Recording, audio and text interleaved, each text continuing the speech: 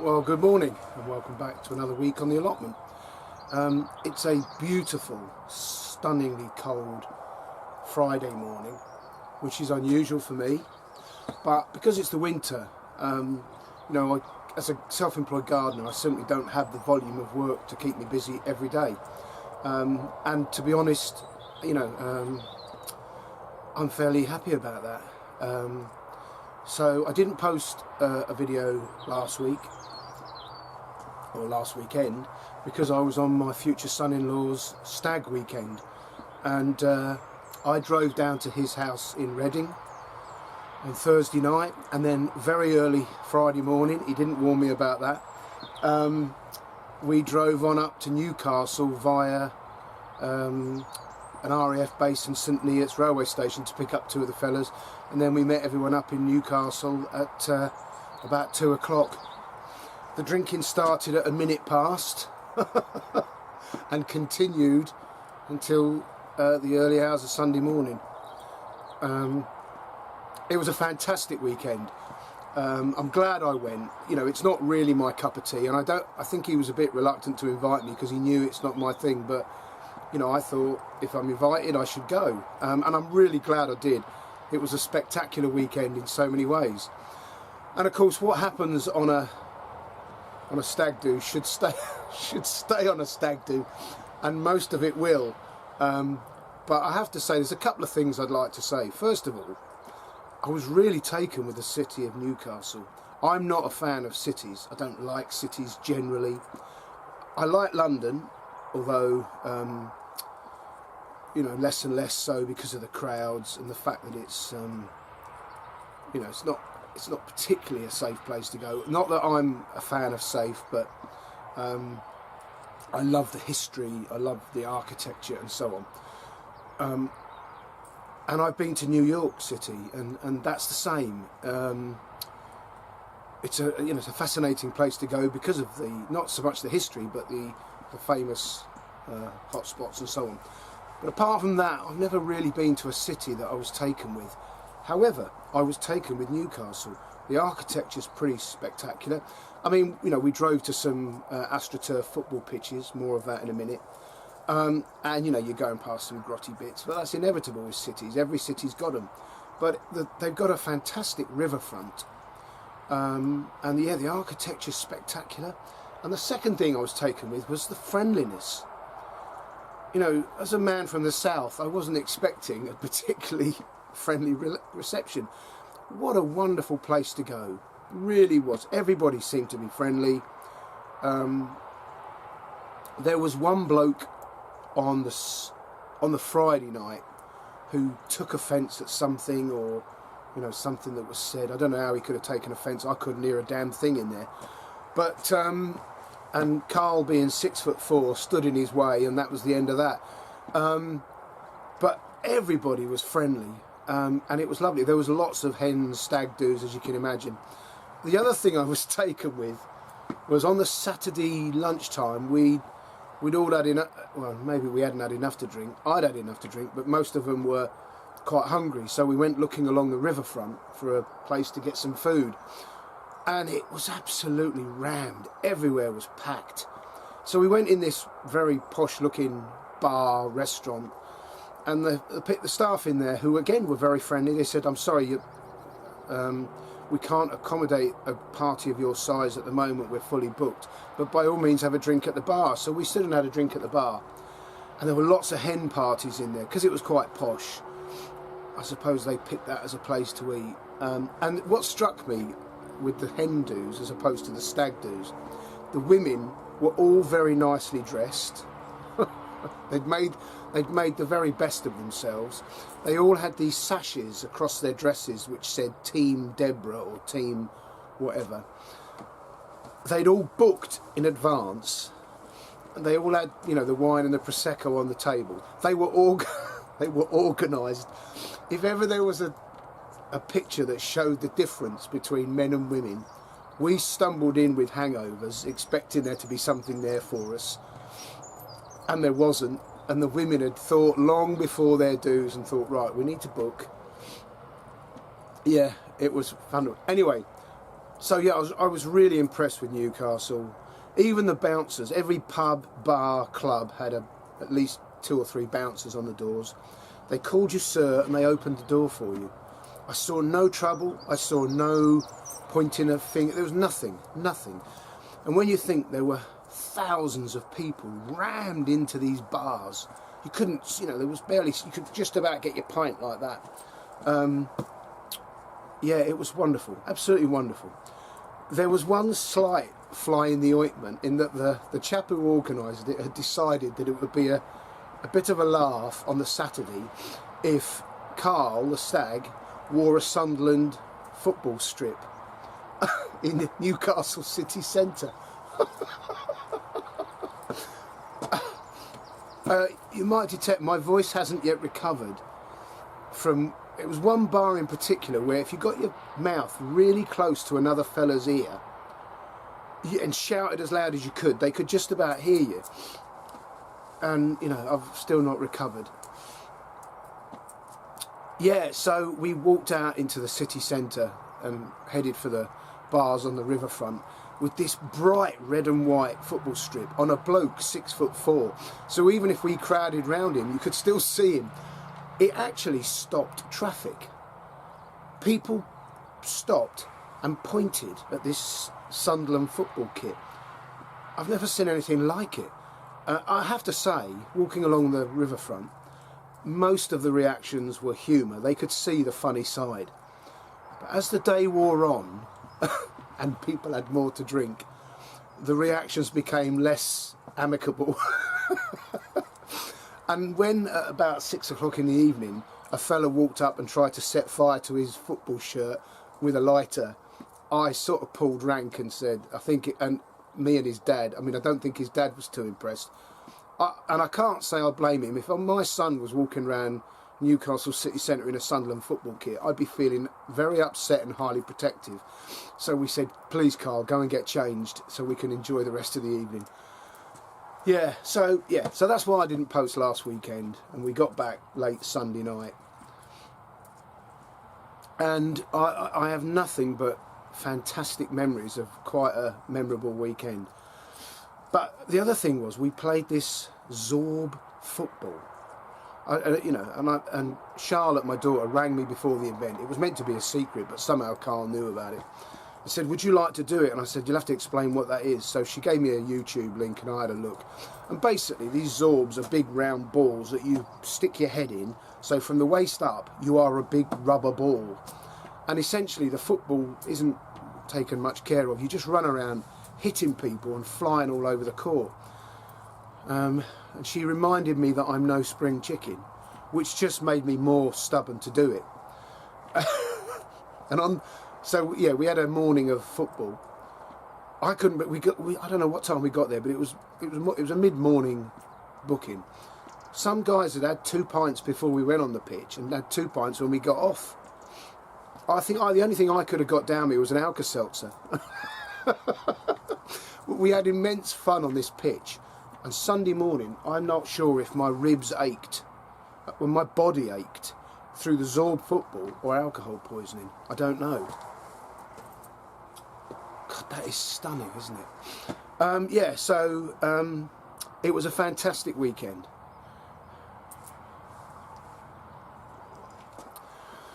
Actually, Carl sent me a couple of clips that somebody took on their phone of the Zorb football, and I'm going to try and include them in this video.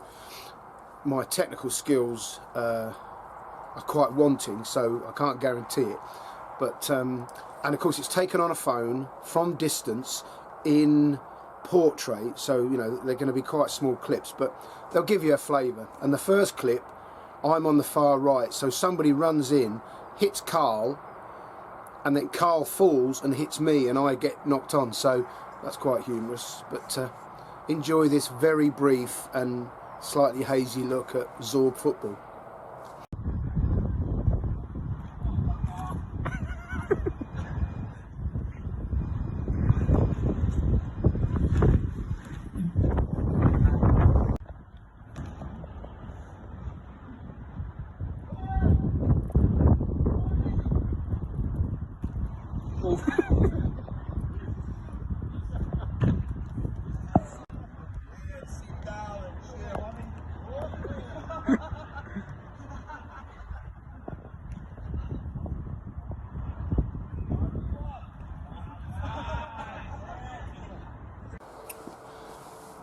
Anyway, as the sun comes up on this beautiful Friday morning and the sound of the rush hour commute increases, let me have a little wander around the plot with you and show you what I've been doing since I last saw you. Well, I mentioned it before that I've been putting these plastic grids in the ground. So starting at those raspberry canes just the other side of the tables and all the way along this back edge, I've laid these plastic grids, and you can see here, yesterday I extended them to the end of the bench. I haven't got any to go that much further, but I shall keep my eye open.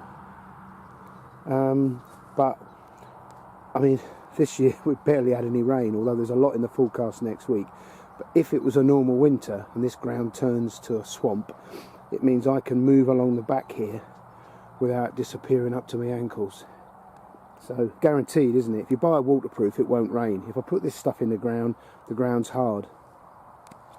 Well, I know it's early. I mean, it's just about mid-February, but I've put my 3 teepees up for my beans. And the other job that took a surprising amount of time on my own was putting up these 2 pieces of Harris fencing, which I shall grow the alderman peas up. And they've got to be braced because when they're full of peas, there's a lot of weight there. But anyway, that's up, and there's the 3rd TP there. I've mentioned in a previous video that this year I'm going to grow, instead of the Tromboncini courgettes or squashes, I'm going to try birdhouse gourd. And as the name suggests, once they've matured, you empty them out, you carve them out, and then you can paint them and hang them in the tree as a birdhouse. And this is the frame that I'm going to grow them up. So I've had to reinforce it because the bamboos are quite long, so they were quite flexible. But I'm sure that I think that will take the weight. Again, I know I'm repeating myself, but I am quite proud of them. All these compost heaps are now finished, and because I'm fortunate enough to have access to people's gardens, those with a lot of trees have produced a lot of leaves, and I managed to find spots to store their leaves out of the way, and each week I bring up more leaves. So as these leaf mould bays drop, which they inevitably do, I pack in more, and so far, you know, I'm having to push the lids down to get them in, so that's going very well this year. And then the other thing I've done is I just tidied up these ends. I had some more pallets. Every now and again the garden centre chucks out about 10 pallets, and because I've got a big van, you know, I can get a few in. So they either go for more firewood or I do this with them. And it's, you know, it's a bit OCD, but for me it, you know, it just makes the place look a lot neater and tidier. So that's another job I've finished. And the path from the golf driving range car park, which I park in during the winter, because Les is a mate of mine, he's another ex-soldier, so I get special treatment. The pallet that I'd used to construct this little footbridge had collapsed and was broken. So I got these old bits of wood. Again, 2 of them belong to Les. They're about 4 inches thick, so it'll take a few years, I hope, before they collapse. So now I can walk onto my plot safely. And again, looking to today, I've started hoeing and weeding these beds that I dug over recently. I mean, they don't still officially belong to me. We pay for our plots on the 28th of February every year. So Lyndon hasn't actually formally agreed that I can have this, although it's a bit late now. And I just put all those rocks I've got and some chippings around this apple tree. The chippings are actually an apple tree, so it should benefit quite highly. And it just suppresses the weeds, although looks like I've got some creeping buttercup coming out there. I have to do something about that. So none of those jobs really have anything to do with growing fruits and vegetables. but the plot is looking neat and tidy, and that matters to me. Continuing the theme of what do you do with broken pallets, a few of the pallets I had these very thick runners on the bottom, and I mean, they're not secured in there, they're just put in place and cut to size, but they've made some rather impressive bed borders, and each side of this frame are 2 rose bushes that I chopped down to remove from my shed when I brought my garden shed up here as a tool shed, and one of them's gone either side, and I hope they're going to grow up the bonanza arch. But yeah, you can see, and I've done one on the other side. I'd love to have enough to do all the beds. That looks really smart. Am I the only one who thinks like this? Are there other people out there that have this overwhelming desire to make everything look regimented and neat? I mean, when you walk around the site, the answer to that is clearly, definitely not. I mean, some people haven't been up this year. Well, most people haven't been up this year. Anyway, as the sign says, this was turned about a week ago,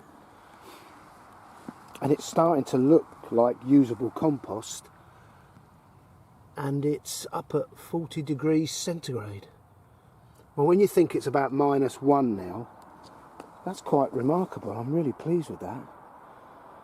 Yeah, I mean, I think I shall be spreading this on a bed or 2 before I plant up this spring. I think I'll empty that and use it. I have a book recommendation, part of the Hanley Plotters Book Club, and it's a book called Why We Sleep by Matthew Walker, and it's absolutely riveting. I mean, I would say for an impact on your life and health, it's second to the book by Michael Greger, How Not to Die. And I want to read it. It's the very opening page, because it gives it to you on page 1.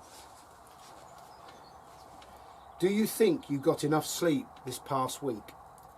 Can you recall the last time you woke up without an alarm clock, feeling refreshed, not needing caffeine? If the answer to either of these questions is no, you are not alone. More than 1/3 of adults in many developed nations fail to obtain the recommended 7 to 9 hours of nightly sleep. I doubt you are surprised by this fact, but you may be surprised by the consequences. Routinely sleeping less than 6 hours a night weakens your immune system, substantially increases your risk of certain forms of cancer. Insufficient sleep appears to be a key lifestyle factor linked to your risk of developing Alzheimer's disease. Inadequate sleep, even moderate reductions for just 1 week, disrupts blood sugar levels so profoundly that you would be classified as pre-diabetic. Short sleeping increases the likelihood of your coronary arteries becoming blocked and brittle, setting you on a path towards cardiovascular disease, stroke and congestive heart failure. It's cheerful stuff, isn't it?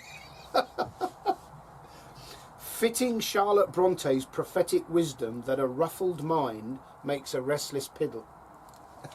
Piddle. I'll say that again. A ruffled mind makes a restless pillow. Sleep disruption further contributes to all major psychiatric conditions, including depression, anxiety and suicidality. That's page 1. It doesn't get much better. Yeah, it's a really interesting book. For example, and I love to look back, I think you can trace lots of things back through evolution. You know, why do children believe so readily that a big fat man in a red suit comes down their chimney that their house probably doesn't have and leaves them a load of presents in one night? Well, they believe that because we are genetically, through evolution, hardwired as children to believe our elders. So when they say don't go out of the cave, there's things that will eat you, don't go near the fire, it'll burn you, don't go near the cliff edge, you'll fall and die, they survive because they listen without question. So everything is backed up by evolution. And in this book he says that scientists now generally agree that the reason as primates we stopped sleeping in trees which most primates do, and came down out of the trees to sleep on the ground, was because we had discovered fire. And fire, it was what enabled us to move out of the trees. And so they think that the discovery of fire and sleeping on the ground coincided with each other, because once you could light a fire, that kept the main night predators away, because they don't like flame, and the smoke kept away the insects that wanted to nibble at you. I find all that sort of thing fascinating.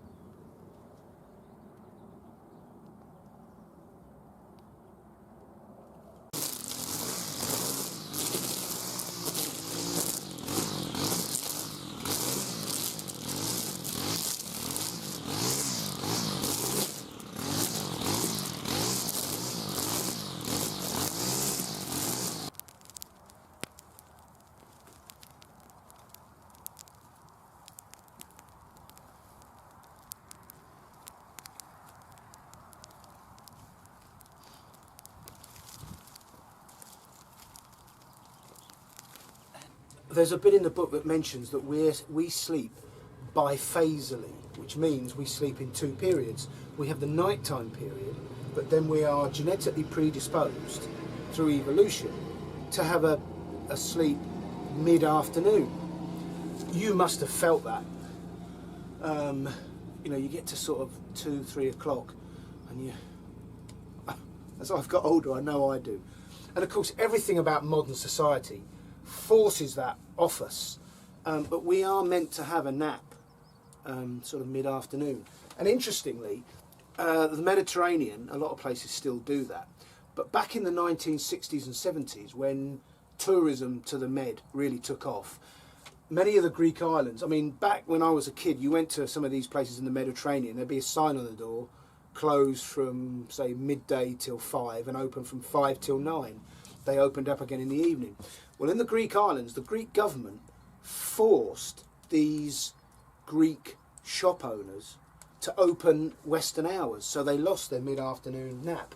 And scientists studied this, and this is in the book, this isn't me claiming it, that the rates of stroke, diabetes, heart attack, and many of the other Western-style illnesses, that the Mediterranean had far lower numbers of, skyrocketed. And the only thing that changed, their diet remained the same, which is generally a healthy diet, but because they didn't get this other sleep, these diseases, as in the first page of that book warns, went through the roof. Fascinating. It's amazing as when you read into health, diet, exercise, sleep, just how directly bad habits affect your health.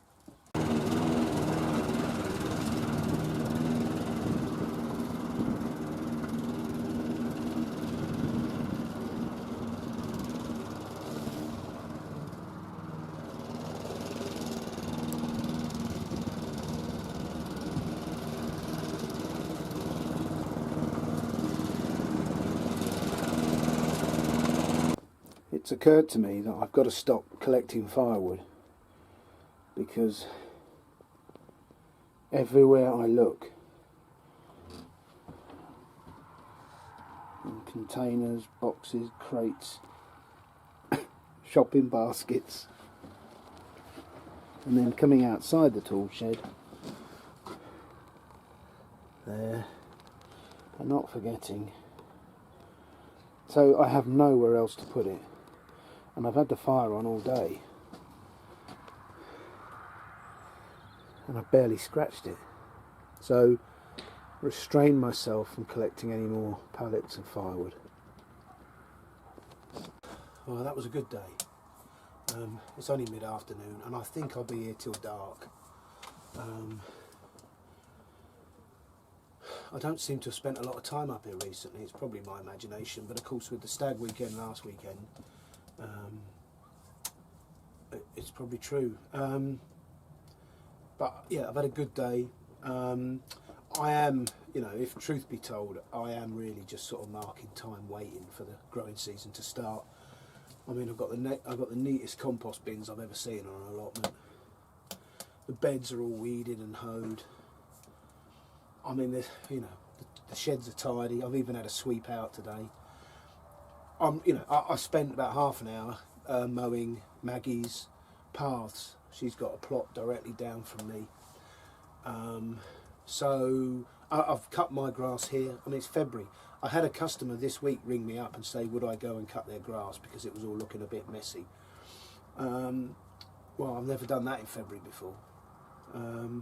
So yeah, the plot is looking good, even though I say so myself, and I'm very happy with it. We are still harvesting Brussels sprouts and parsnips, but a few of the parsnips were rotten when I brought them out.